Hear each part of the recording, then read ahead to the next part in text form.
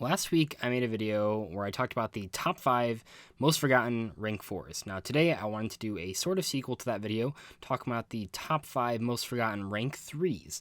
And I'll remind you of 2 pieces of criteria that I mentioned in that last video. The first being that no cards that are on the ban list are going to make it into this video. It's sort of unfair to consider cards forgotten if they were only forgotten because they're not legal for play anymore. The main one being wind-up carrier Zenmaines. And the other set of criteria that I want to consider is that if a card was never popular, it's not going to make it on this list. There's a lot of really bad Exceed monsters and just cards in general, so it's sort of unfair to the ones that actually were relevant at one point if I just include a whole bunch of really bad rank 3s that no one ever played. Now, I do want to start this video off with an honorable mention like I do in many of these top 5 and top 10 lists, and that is Gorgonic Guardian. Now, I mentioned this card in a lot of different videos. It's really powerful, actually, and I think it still is, and it always will be. The main problem with it is that it takes 2 level 3 rock monsters. Rock monsters in general aren't very popular, and we're pretty limited on level 3 rock monsters to summon this with. This has popped up in Chronomaly before, in sort of Magnet Warriors, but mainly this card just hasn't... There just aren't enough good level 3 rock monsters that are competitive to actually summon this with. However, if you can get it on the field, it's actually really hard to deal with, packing in not only an effect negation effect, not only an attack reducing effect, but also a destruction effect.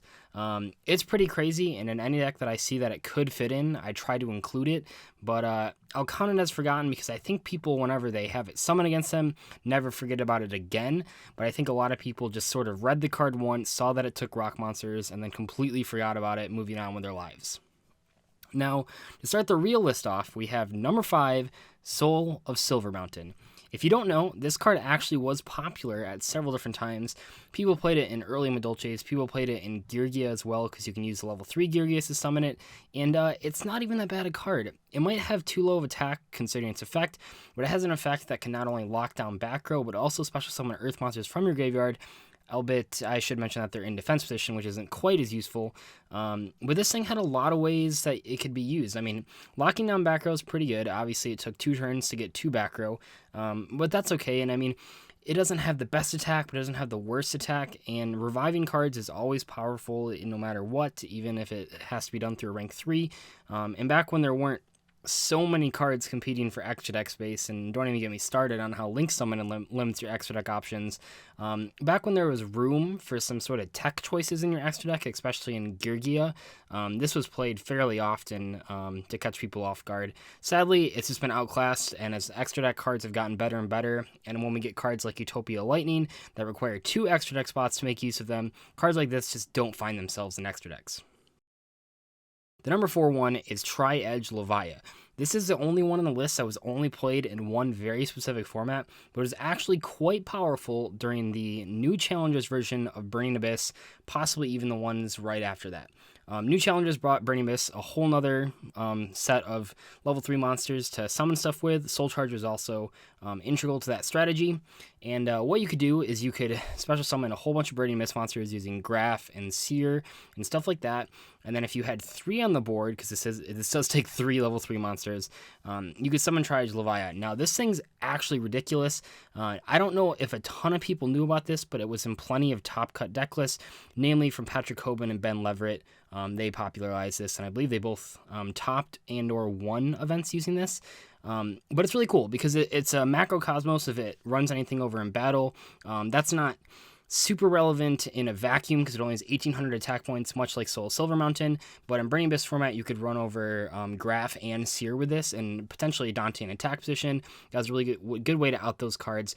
More importantly, though, it had a quick effect that let you detach material to make a monster lose 800 attack and negate its effects. Much like Gorgonic Guardian, quick effect negations are always very powerful, and reducing the attack by 800 was definitely relevant. This could bring a Dante down to just 200 attack, and that's pretty crazy. But sadly, there's just not a lot of level 3 decks in general, and the ones that do have a lot of level 3s are usually only summoning 2 at one time. Even modern Burning Abyss decks, even when they had Terror Top, weren't playing this card because, once again, there just wasn't room in the extra deck anymore. But during that new Challengers Burning Abyss format, when they were very early on in their infancy, this card was played as a one-of to sort of really secure those Soul Charge top decks. The next one on the list is pretty popular and was very popular up until this past year, Mermail Abyss Trite. So if you don't know, Bahama Shark was mainly used to summon this for a long time. Bahama Shark was powerful because obviously it detaches your Dragoons to get a search, but you need to summon something with it, and this was by far the best target. Sure, you could summon number 17 Leviathan Dragon, but Mermail Abyss Trite was good, not only because it had a floating effect, but also because it had a huge defense stat at 2800. This was actually really annoying to get over back when it first came out, and Bahama Shark is by far the only way this card's ever summoned. Maybe some people summoned it. It does take 3 level 3 monsters, just like Triedge Lviyah. I don't think people really summon it the normal way, but I mean, I'm sure it came up occasionally. But mainly you're summoning this Bahama Shark as a big booty to defend your life points, and when your opponent killed it, you got to add back a Mermail monster. The main reason this card isn't played, I think, is pretty obvious. Totally awesome, just completely outclasses it. Abyss Trite doesn't actually do anything when it's on the field. I mean, it does, but not really relevant. Where Totally Awesome is just a better version of it, because it actually negates a card, and you get to add back a water when it goes to the grave, so that's really useful as well. This one has a much more limited scope of what it can actually add back. Still, while it was used before Totally Awesome was in the game, it was pretty threatening, and plenty of people use it as a one-of in their decks to summon the Bahama Shark, because like I said, it was like pretty much the only good thing to bring out with Bahama Shark, and it's really important to get that water effect before, I mean, you could always summon a Dweller, but that's sort of a waste if your opponent doesn't have anything, but the Bahama Shark Trite field was very threatening, especially considering back in the day, some people would even play 2 Trite just in case the Bahama Shark lived a turn. I don't know if it's ever going to be relevant again, probably not, as long as Totally Awesome is in the game, but for a while, it was quite popular. Number 2 is another card that was severely outclassed by something that came out within the last year here. Grand Pulse is the card that outclassed it, but we're talking about Ghost Regala cards. So Ghost Regala card is sort of just like, I mean, many of these ones on this list, do they all have 1800 attack? Oh no, Mermail Abyss Trite didn't. I was like, every card on this list is 1800 attack points. No, it doesn't. But Ghost Regala card, very popular back in the day. It was one of the first pieces of really good rank 3 spot removal. You just summon it, blow up a back row, blow up a face down. It was used to blow up all kinds of back row. It's sort of like, in a way, I mean, a rank 3 Diamond Direwolf. Maybe it didn't turn out like that near the end of when people were playing it. A lot of times it was used to destroy Girgia armors, I believe. But Ghost Regala card, there's no reason to play it over Grand Pulse. Grand Pulse has the potential to be used on either player's turn, and it certainly was used that way when it first came out because people were actually playing Super Quantum Blue Layer. Grand Pulse also has a huge defense stat, so you could actually make it live a turn. And probably most importantly, Grand Pulse can destroy not just face-down cards, but face-up cards. Now, it does lose a little bit of utility by not being able to destroy monsters, but that doesn't matter in the long run, and with how the game's progressing, there hasn't really been a set monster strategy in quite a while. Shaddoll's were like the closest thing to that, but even those, I mean, you were setting them when you didn't really have anything else to do.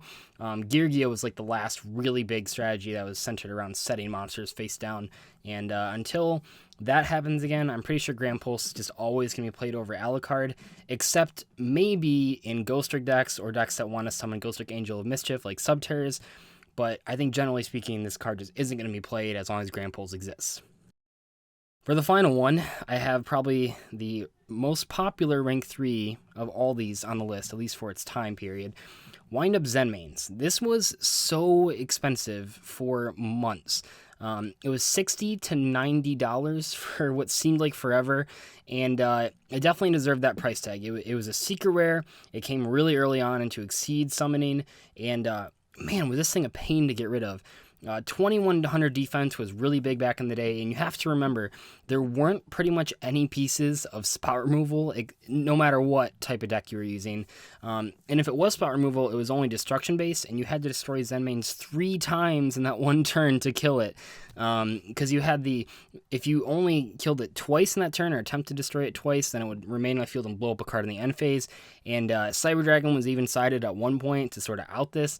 Obviously, Zenmaines isn't really good anymore because we have things like Castel to just get rid of it immediately. But for its time period, Zenmaines was just crazy. And I remember back in the day waiting for this card to be reprinted so I could finally play it.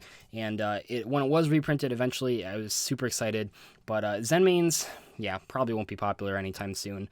But man, I think it definitely was, of all the cards on this list, it had the longest reign of competitive play. I mean, this was a staple 1 or 2 of, and pretty much any extra deck that was playing Tour Guide from the Underworld.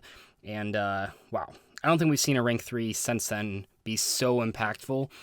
Maybe Dante, I suppose, but Zenmaines was played in pretty much everything, and people had to design their decks to be able to kill it because everyone was playing Tour Guide. Anyway, though, hopefully you guys know this top 5 list. If you have any other suggestions for it, I don't know if I'm going to go to Synchros next or maybe Pendulums next, but I might stay with the Exceed monsters. But when we get outside rank 3s and 4s, there weren't really a lot of popular ones to begin with. Maybe rank 5s would be easier to do, but we'll have to see. Anyway, though, I'll see you guys later. Bye.